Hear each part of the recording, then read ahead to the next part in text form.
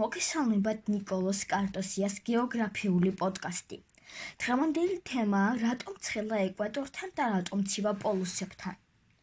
ეკვატორთან რომ ცხელა და პოლუსებთან რომ ცივა, ეს განპირობებულია დედამიწის სფერული ფორმით, რაც იწვევს მზის ენერგიის არათანაბარ განაწილებას პლანეტის ზედაპირზე. მთავარი მიზეზი არის მზის სხივების დაცემის კუთხე. ეკვატორზე მზის სხივები თითქმის მართი კუთხით, 90 გრადუსით ეცემა, ანუ პირდაპირ ეშვება ზედაპირზე. როდესაც სხივები პირდაპირ ეცემა, მზის ენერგია კონცენტრირებულია მცირე ფართობზე. ეს იწვევს ენერგიის მაღალ სიმკვრივეს, რაც უზრუნველყოფს ზედაპირის ძლიერ გათბობას და შესაბამისად მაღალ ტემპერატურას მთელი წლის განმავლობაში.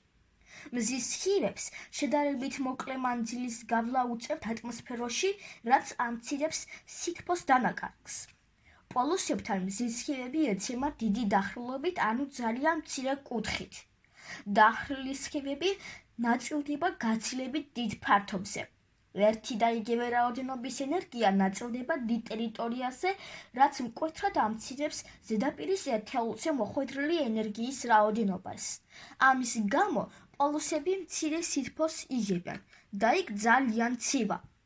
მზის სხივებს გრძელი მანძილის გავლა უწევთ ატმოსფეროში, სადაც ენერგიის დიდი ნაწილი იფანტება ან შთაინთქნება, სანამ ზედაპირს მიაღწევს. ამრიგად, დედამიწის მრგვალი ფორმა არის მთავარი კლიმატ-წარმომქმნელი ფაქტორი, რომელიც ქმნის სითბოს სარტყლებს და ტემპერატურულ განსხვავებებს ეკვატორსა და პოლუსებს შორის.